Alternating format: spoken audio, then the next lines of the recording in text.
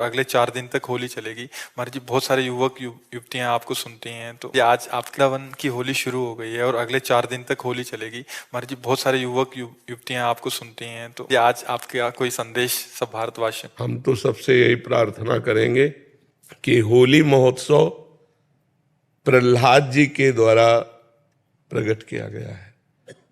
जब प्रहलाद जी किसी भी प्रकार हिरण्यकश्यप के मारने से नहीं मरे तो उसकी बहन होलिका थी। वो हिरण्यकश्यप को उदास देखा तो उसने कहा, भैया उदास क्यों हो? तो उनका ये प्रहलाद मर नहीं रहा, तो उनका आज मर जाएगा।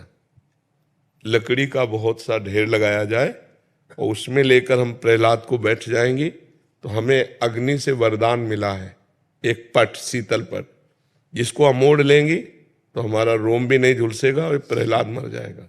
बड़ा प्रसन्न हुआ हिरण्यकश्यप। उसने बहुत लकड़ी का पहाड़ लगाया, उसमें ऐसा बनाया जिसमें प्रहलाद जी को लेकर उनकी बहन बैठ गई। प्रहलाद जी की बुआ हुई हिरण्यकश्यप की बहन। आग लगा दी गई तो भगवान की कृपा से ऐसी वायु चली कि शीतल पट प्रहलाद जी के ऊपर आ गया और वो जलकर राख हो गए। तो जितने प्रहलाद पक्ष के थे सुबह वहां जब गए तो देखा प्रहलाद जी बैठे हुए, बड़े आनंदित थे। ढोल मंजीरा कीर्तन से होली की पूजा की और आपस में गुलाल रंग लगाकर खेल रहे, नाम कीर्तन कर रहे, पद गा रहे कि प्रहलाद जी भगवान की भक्ति से बच गए। तो ये उत्सव मनाया जा रहा है। ये लोग जो शराब पीते हैं, गंदे हरकतें करते हैं, एक दूसरे के चेहरे पर कालिक पोतते हैं, नालियों में ये हिरण्यकश्यप पक्ष के हैं। अब वो भी तो उत्सव बनावे, कैसे बनावे?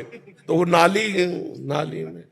नालियों में गोबर कीचड़, उसकी हिरण्यकश्यप पक्ष की पार्टी, और एक होती साधुता की पार्टी। एक दूसरे पे गुलाल लगाए, रामकृष्ण हरि बोले और बैठकर पद गायन किए और खूब गुझियां और मिठाई भोग लगा कि ठाकुर जी को और पाए और आनंद मनाए। तो हमारी समस्त देशवासियों से प्रार्थना है, कोई भी व्यसन न किया जाए।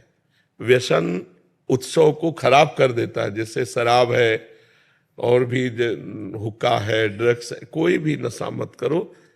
फ्रेश माइंड से भगवान का नाम जप करते हुए, पद गायन करते हुए होली का आनंद लो। नशे में होली का आनंद थोड़ी होता, नशे में तो मूढ़ता छा जाती है। मूढ़ता में आनंद कहाँ? तो कोई भी नशा इस होली उत्सव में ना किया जाए। लेकिन आप हिस्सेदार हुए, क्योंकि आप खरीद के लाते हो और खाते हो तो आप हिंसक ही माने जाओगे। तीसरी बात, किसी माता बहन की तरफ गंदी दृष्टि मत देखो। जैसे तुम्हारी बहन ऐसे दूसरे की बहन, तो आप पवित्र ब्रह्मचर्य रहिए और जो अपनी पत्नी है उसी पे अनुराग कीजिए। ये 3 बातें छोड़ने की कोशिश कीजिए। शराब, मानुष, व्यभिचार जाएगा, आपके द्वारा अपराध बन जाएगा। वैष्णव धाम में किसी के भी दोष दर्शन न करना और दोष दर्शन न कहना और दोष की बातें न सुनना, ये हम सबसे पहला नियम ले। और दूसरी बात, धाम आदि में आए, जैसे हम आवे तो हमको जो गृहस्थी के भोग विलासिता है वो नहीं करने चाहिए।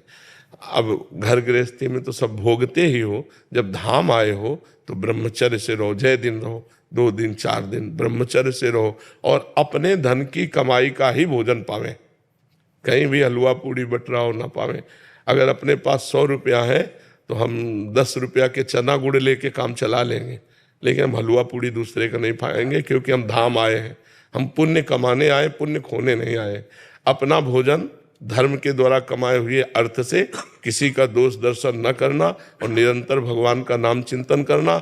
और हो सके अगर 3 दिन रुके तो 1 दिन उपवास करना, 1 दिन भूखा रह करके जल आदि के द्वारा या फल आदि के द्वारा प्राणों का पोषण करके, एक बार 24 घंटे में एक बार फल आदि का पोषण करके तीर्थ में 1 रात उपवास करें, 24 घंटे उपवास करें और 1 भी मिनट खाली न जाने पावे। कभी भगवान नाम कीर्तन कर रहे हैं, कभी भगवान के दर्शन कर रहे हैं, कभी भगवान के चिंतन में है, क्योंकि धाम आए हैं ना। तो अब फुर्सत मिल गई, जितना समय मिला उतना भगवान का नाम। और यहाँ अगर हो सके तो आपको ऐसा लगता हो कि 10 रुपया हमारे पास है जो हम दान पुण्य कर सकते हैं, तो 10 रुपया के 1 किलो बाजरा, आधा किलो बाजरा जो भी मिलता हो ले लिया और पक्षियों में डाल दिया। तो कितने लोग, कितने मतलब पक्षियों का पेट भर जाएगा। कुछ न कुछ परोपकार करना चाहिए, कुछ न कुछ दान पुण्य करना चाहिए। धाम में आकर के नहीं है तो हम किसी संत को कोई वस्तु दे देते हैं, कोई सेवा कर देते हैं। हम 1 किलो नमक ला के दे देते हैं कि सब लोग भंडारे में दाल में डाल देना, हम गरीब आदमी, हमारा इतना ही। अगर परोपकार की भावना से, पुण्य की भावना से, भगवत भावना से, आप किसान हो, आप मेहनत कर, छपाओ मती, छुपा के कोई नहीं जान पाया, और आप पुण्य करके चले गए, नाम जप करके यहाँ चले गए, कोई अपराध नहीं किया, तो आपको भगवत प्राप्ति में सहयोग करेगा।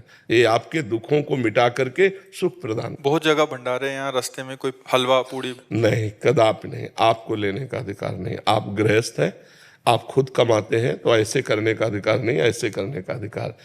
यदि आपको ऐसा लगता है कि हम पा लेते हैं तो निकालो 20 रुपया 50 रुपया उसके पास रखो, वहीं रख दो और छोड़ के चले आओ। अगर आपने पाया भरपेट तो आपको अंदाज होना चाहिए कि इतना 100 रुपया में मिलेगा, तो 100 रुपया निकाला, वहाँ रख दिया, चल दिया, तो ये बात तो हो जाएगी। दान मत लो, भगवान ने तुम्हें जो दिया है उसी से उतना निर्वाह करो।